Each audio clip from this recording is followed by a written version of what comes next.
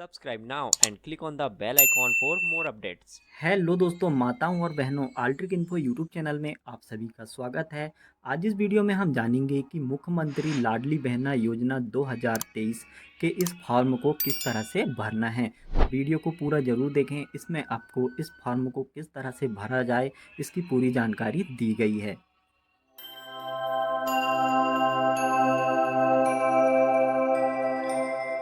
Form आज हम जानेंगे कि कैसे हम इस फॉर्म को भर सकते हैं।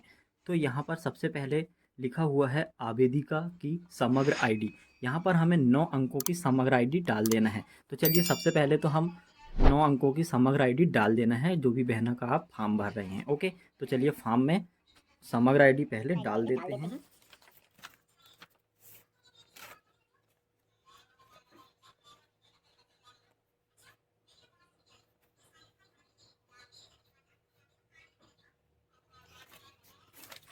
तो इस तरह से आपको भी 9 अंकों की समग्र आईडी यहाँ पर डाल देना है, जिस भी बहना का आप फॉर्म भर रहे हैं। उसके बाद आता है आधार नंबर। तो यहाँ पर आपको आधार नंबर डाल देना है। तो चलिए हम यहाँ पर सबसे पहले आधार नंबर डालेंगे।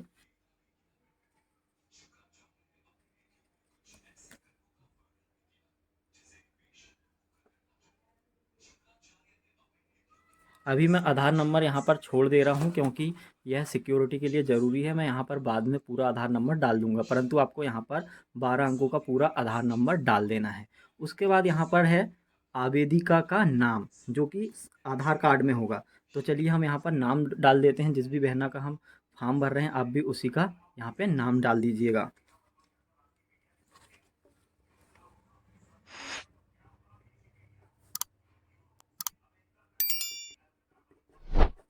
यहाँ पर नाम डाल चुका है। उसके बाद यहाँ पर आवेदिका के पिता का नाम, जो भी उनके पिता हैं या फिर पति है, उनका नाम यहाँ पर डाल देना है। तो चलिए यहाँ पे नाम डालेंगे पति या फिर पिता का। तो हम यहाँ पर पति का नाम डालेंगे। ओके,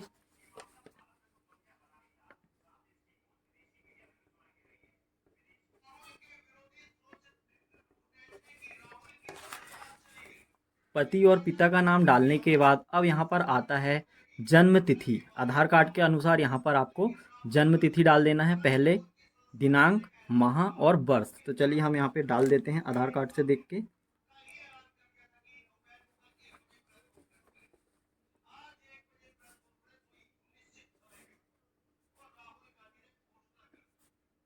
ये हो गया हमारा डाल के जन्म तिथि। उसके बाद यहाँ आता है आवेदिका का पता। अब यहाँ पर आपको पता डालना है, आप कहाँ पर रहते हैं। ग्राम चौसरा, आप जिस भी गांव में रहते हैं वह डालें। उसके बाद पोस्ट हिवरखेड़ी, जो भी आपकी पोस्ट है आप यहाँ पर डाल दीजिएगा इस तरह से। उसके बाद यहाँ पर ग्राम और शहर, ज़िला और पिन कोड, हम यहाँ पर डालेंगे ज़िला छिंदवाड़ा। अपना ज़िला डाल दीजिएगा। उसके बाद फिर से कि आपको ज़िला डाल देना है।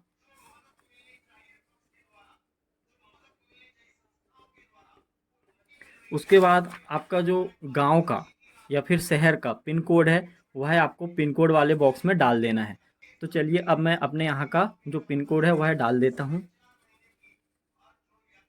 480223। इस तरह से आपको पिन कोड डाल देना है। इतना करने के बाद अब आपको आवेदिका का मोबाइल नंबर यहाँ पर डालना है। तो चलिए हम सबसे पहले मोबाइल नंबर डाल देते हैं। यहाँ पर सिर्फ मैं 2-4 अंक ही डालूंगा, आपको 10 अंकों का मोबाइल नंबर डालना है, क्योंकि सिक्योरिटी के लिए मैं उसको बाद में पूरा कर दूंगा। तो चलिए यहाँ पे मोबाइल नंबर डाल देते हैं।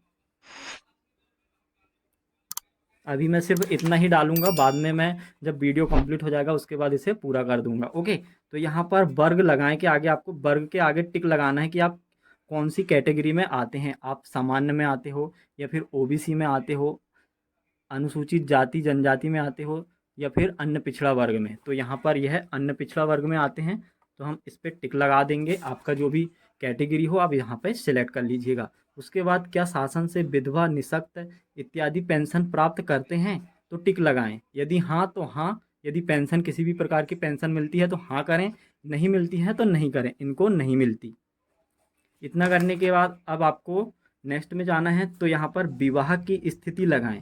यदि विवाहित है तो इस टिक को लगाएं, यदि तलाकशुदा है तो इसको लगाएं, यदि विधवा है तो इसको लगाएं, और यदि परित्यक्ता है तो इस पे लगाएं। तो यह विवाहित हैं तो हम यहाँ पर इस पे टिक लगा देंगे।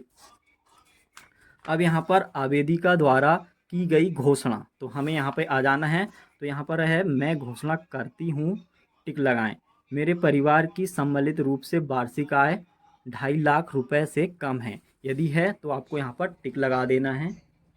इतना करने के बाद फिर मैं स्वयं या मेरे परिवार का कोई भी सदस्य आयकर दाता नहीं है। यदि आपका कोई भी परिवार का सदस्य या फिर आपके परिवार वाले इनकम टैक्स भरते हैं तो आपको यहाँ पर, नहीं भरते हैं तो टिक लगा देना है, क्योंकि इससे कम वालों को टैक्स नहीं लगता है, परंतु इससे ज़्यादा होता है। तो यदि कोई भी टैक्स वगैरह देते हैं तो यहाँ पर आपको टिक नहीं लगाना है। तो यहाँ पर हमें टिक लगाना है क्योंकि हम कोई भी करदाता नहीं हैं। फिर यहाँ पर मैं स्वयं या मेरे परिवार का कोई भी सदस्य केंद्र राज्य सरकार के शासकीय विभाग मंडल उपक्रम स्थानीय निकाय में नियमित संविदा कर्मी के रूप में नियोजित नहीं है अथवा सेवानिवृत्ति के पश्चात पेंशन प्राप्त नहीं कर रहे हैं। मतलब कि आप कोई भी सरकारी या अर्ध सरकारी जॉब नहीं कर रहे हैं तो आपको यहाँ पर टिक लगा देना है। इतना करने के बाद मेरे स्वयं या मेरे परिवार के किसी भी सदस्य के नाम से 4 पहिया वाहन अथवा ट्रैक्टर नहीं है, तो आपको टिक का निशान लगा देना है। ओके। फिर मेरे परिवार के पास सम्मिलित रूप से 5 एकड़ से अधिक भूमि नहीं है। यदि नहीं है तो टिक लगा दीजिए। यह घोषणा करना है कि आपके पास क्या क्या नहीं है, आप, ताकि आपको यह योजना का लाभ मिल सके। ओके। तो यहाँ पर फिर से क्या आते हैं, मुझे भारत सरकार राज्य सरकार की किसी योजना में प्रति माह 1,000 रुपये या अधिक राशि प्राप्त नहीं हो रही है। यदि किसी तरह से आपको कोई पेमेंट वगैरह नहीं मिल रही है सरकार से तो आप यहाँ पर टिक लगाएं। उसके बाद मैं स्वयं या मेरे परिवार में कोई सदस्य निर्वाचित एवं मनोनीत जन्म प्रतिनिधि पंचायत के वार्ड पंच या उप सरपंच को छोड़कर नहीं है, तो आपको यहाँ पर टिक लगा देना है। मेरे परिवार का कोई भी सदस्य वर्तमान अथवा भूतपूर्व सांसद विधायक नहीं है। कि यदि आपके कोई भी परिवार का सदस्य यदि भूतपूर्व सांसद में विधायक रह चुके हैं तो आपको नहीं मिलेगी यह राशि। तो आपको यहाँ पर टिक लगा देना है कि आपके यहाँ कोई भी नहीं है। और मैं स्वयं या मेरे परिवार में कोई सदस्य भारत सरकार राज्य सरकार द्वारा चयनित मनोनीत बोर्ड निगम मंडल उपक्रम के अध्यक्ष संचालक सदस्य नहीं है। क्योंकि नहीं है तो हम यहाँ पर टिक लगा देंगे। तो यहाँ पर कुछ नोट वगैरह दिखाई गई है। उक्त प्रपत्र मात्र ऑनलाइन प्रविष्टि हेतु जानकारी एकत्रित करने के लिए है और फिर आवेदन ऑनलाइन सफलतापूर्वक दर्ज होने के पश्चात निम्न पावती दी जाएगी तथा आपको SMS व्हाट्सएप के द्वारा भी भेजी जाएगी। तो यहाँ पर जो भी आवेदिका है, मतलब जिसका भी आप फॉर्म भर रहे हैं, उसकी हस्ताक्षर आपको यहाँ पर ले लेना है। यहाँ पर आपको उनकी साइन लेनी है और यहाँ पर जो बाकी का जो फॉर्म है यह आपको नहीं भरना है। यह तब भरा जाएगा जब इनका फॉर्म ऑनलाइन दर्ज किया जाएगा और उसके बाद जो भी आपका ऑनलाइन पंजीयन क्रमांक रहेगा वह आपको यहाँ पर डालकर दिया जाएगा। यहाँ पर दिनांक वगैरह दी जाएगी। तो आपको इतना ही फॉर्म भरना है और इस फॉर्म को आपको अपने नज़दीकी ग्राम पंचायत या फिर आंगनबाड़ी या फिर जो भी कैंप लगे हैं जहाँ पर भी सभी लोग सबमिट कर रहे हैं वहाँ पर सबमिट करना होगा। जैसे कि इसके साथ आपको लगाना होगा आधार कार्ड, समग्र ID और बैंक की पासबुक। यदि और भी कोई डॉक्यूमेंट आपसे मांगा जाए तो आपको उन सभी डॉक्यूमेंट को साथ में लगा देना है। तो इस तरह से हम किसी भी लाडली बहना का फॉर्म भर सकते हैं और उसे जमा कर सकते हैं ताकि उनको 1,000 रुपये प्रति माह मिल सके। उम्मीद करता हूँ आपको यह वीडियो अच्छा लगा होगा और ज़रूर कुछ ना कुछ नया सीखने को मिला होगा। दोस्तों, यदि आपको यह वीडियो अच्छा लगा तो चैनल को सब्सक्राइब करके वीडियो को लाइक और शेयर ज़रूर कर दीजिएगा।